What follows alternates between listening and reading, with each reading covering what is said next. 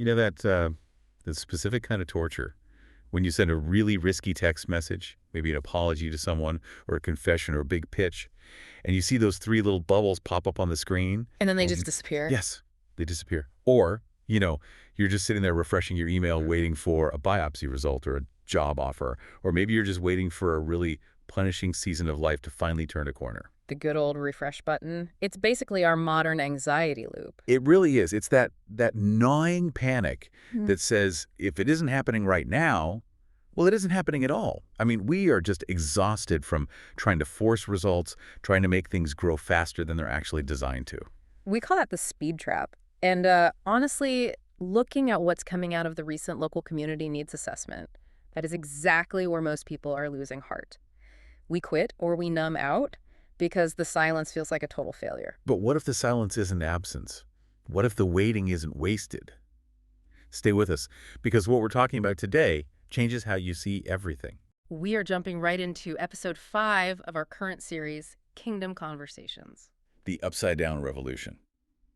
And the topic on the table today is why God grows things slowly, which, let's be honest, runs completely counter to absolutely everything our culture values today. Oh, totally. It's the opposite. But we've got a really fascinating deep dive today. We're bridging the gap between the heavy anxiety we're seeing in that local community needs assessment and the ancient biology, I guess you could call it, of how spiritual growth actually works. Right, drawing heavily from Pastor Florin's doctoral research on cultural engagement in his Kingdom series, we're going to look at the instant trap, 3 stories Jesus told that explain the mechanics of real growth, and then a survival guide for when you're stuck in the waiting room. Let's start with the problem itself, because it sort of feels like the world is spinning faster and faster, but our souls, and often our actual life circumstances, are lagging way behind. Yeah, and if you look at that recent community needs assessment, this isn't just anecdotal. It's a really clear look at the heartbeat of the local area. And the red lights are flashing everywhere. Specifically regarding economic anxiety and burnout. Exactly. Yeah. The findings show that even in neighborhoods with, above average income, there are these deep pockets of high-functioning distress. People are just exhausted, and Pastor Florin's notes identify this as a kind of spiritual short-sightedness. But can I be honest for a second? Always. We are entirely conditioned for speed. I mean, I do it too. We want life hacks for everything. We want the fitness hack, the finance hack. Relationship hack.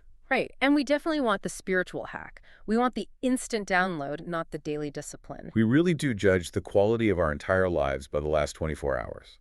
If you didn't feel a massive breakthrough yesterday, then you assume the system is broken. But what Pastor Florin's research points out is that the kingdom, this upside-down revolution, it operates on a geological timeline, not a digital one. Okay, but let me push back on that for a second, because I think this is where people really get stuck. Is it actually wrong to want results? If you are, say, praying for a sick child, or you're putting in the work to break an addiction, and 6 months go by with zero change, at what point is your patience just denial? That is the million-dollar question. And it's exactly where Pastor Florin's research pivots to the book of Mark, chapter 4. Jesus actually gives a blueprint for this exact agonizing frustration. Right. In Pastor Florin's sermon notes, he calls it the biology of the kingdom. This is the parable of the growing seed, right? Yes. So Jesus describes a farmer. This guy scatters seed on the ground, and this is the crazy part, the text says he just goes to sleep. That's the part that has always bothered me. He just takes a nap. Literally, it says night and day. Whether he sleeps or gets up, the seed sprouts and grows, though he does not know how. He does not know how. I mean, that is the ultimate anti-hustle. He isn't out there micromanaging the seed. He's not shouting at the dirt to work harder. And here's the insight from Pastor Florin's work that just stops you in your tracks. He highlights the specific Greek word used for how the soil produces the grain. The word is automatos. Automatos? Wait, is that where we get the word automatic? Exactly. Automatic. It means all by itself. The soil produces the grain all by itself. So the implication there is that the pressure is entirely off the farmer to manufacture the life. Right. The farmer is responsible for the sowing. That's the obedience part, right? You show up, you do the work, but the rain, the soil, the genetic code firing inside that seed, that happens automatos. That is the grace factor. And it happens primarily while the farmer is sleeping. Wow, that completely changes the definition of faithfulness, because we usually think being faithful means worrying really intensely about the outcome. But this is suggesting that the most faithful thing you can do once you've sown the seed is to just go to sleep. It's an aggressive kind of trust. It's looking at your situation and saying, I've done my part, and now I respect the process enough to rest. But, Pastor Florin's notes take a bit of a turn here into the visibility of this growth.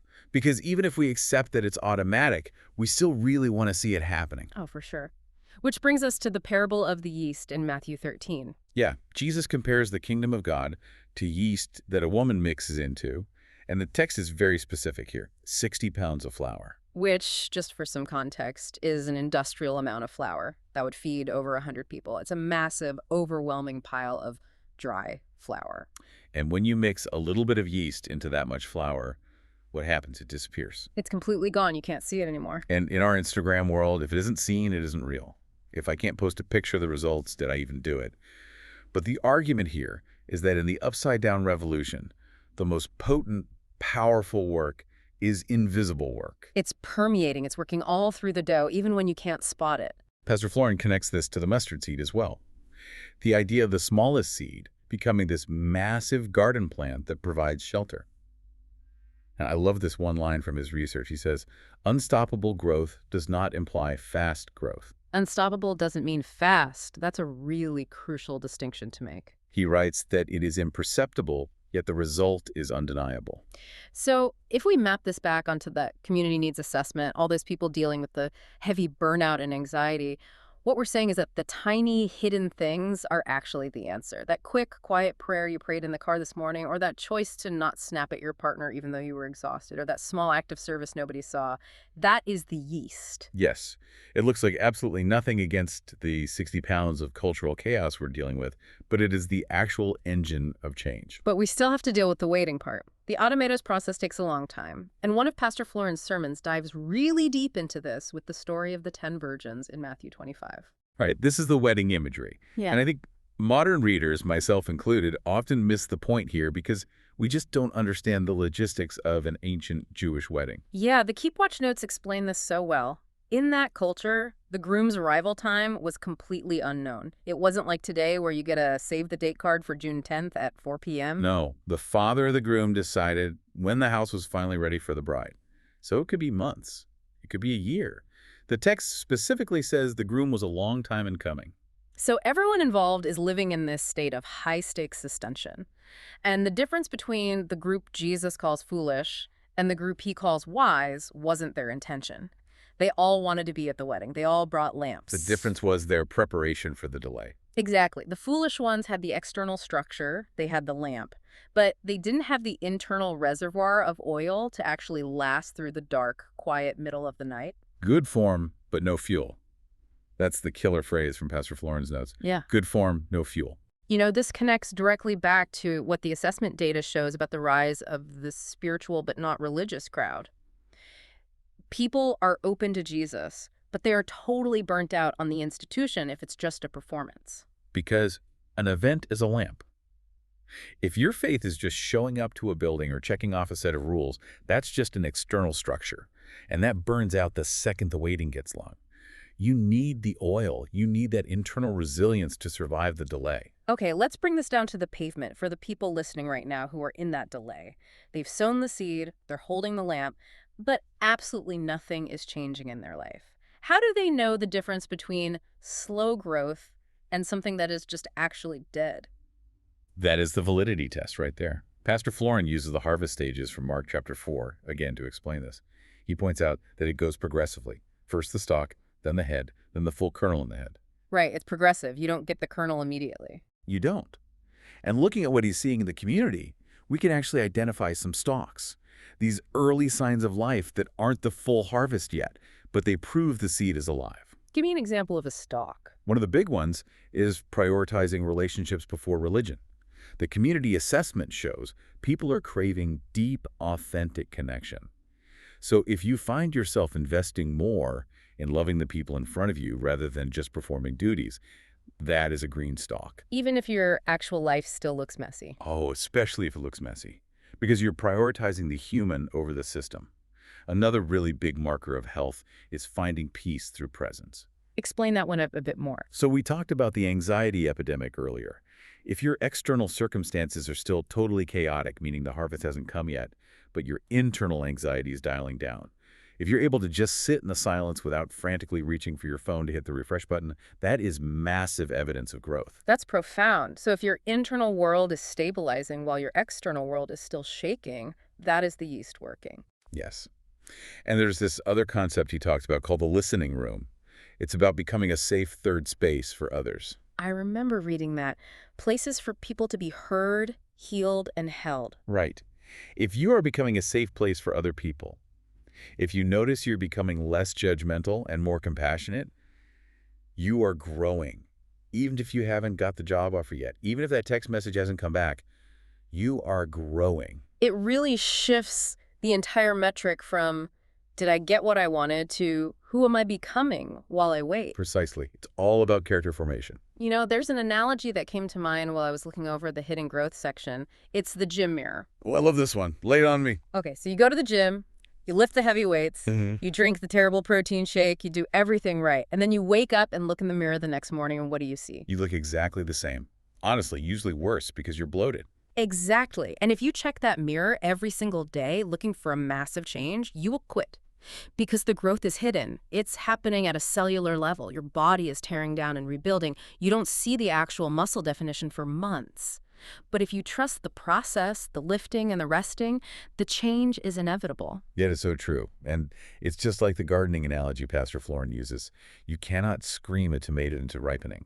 Believe me, I have tried. It does not work. It requires sun, it requires rain, and it requires time. And interestingly, speaking of time, the community needs assessment, highlights grandparenting with purpose as a major area of focus locally. And that is the ultimate long game. Oh, man. Talk about a delayed harvest. Right. I was talking to a friend recently who has been pouring into her kids for years, reading the stories, praying, showing up day after day. And for a long time, they were just, messy, difficult teenagers making terrible choices. You don't see the fruit. But Psalm 78 talks about telling the next generation so that they will set their hope in God. It's generational. You are literally investing in a harvest you might not even live to see fully mature. Exactly. But the seed is in the ground. And that matters more than seeing the full tree right now. So we've got the theology, we've got the metaphors, but we really need to land this plane for our listeners. What do we actually do this week to stop hitting the refresh button? We have 3 try this steps for you. And keeping with today's theme, they are very small. What's step 1? Plant something. Literally plant something. Literally. Go buy a houseplant or some cheap seeds, put it on your desk or your kitchen windowsill. Let it be a visual anchor for you. Every single time you look at it and see absolutely nothing happening, you tell yourself, growth is happening in the dark. I really like that. It's externalizing the internal reality. What's step 2? Step 2 comes straight from Pastor Florin's application notes. He suggests praying dangerous prayers. Define dangerous in this context. Well, he points out that most of us just pray for our lunch. We say, bless this food or bless my day. He challenges us to ask God a dangerous question instead. Ask, what are you growing in me that I can't see yet? That is risky, because instead of saying, God, give me this specific thing right now, it's saying, God, show me what you are doing in the dirt. Right. It takes the focus off the harvest and puts it on the soil. And the third one is to audit your oil. Going back to the 10 virgins and the delay. Yes. Look at your week. Are you running entirely on fumes? Are you just carrying a lamp around with no oil inside? We want you to schedule 1 block of true rest. And I mean real rest.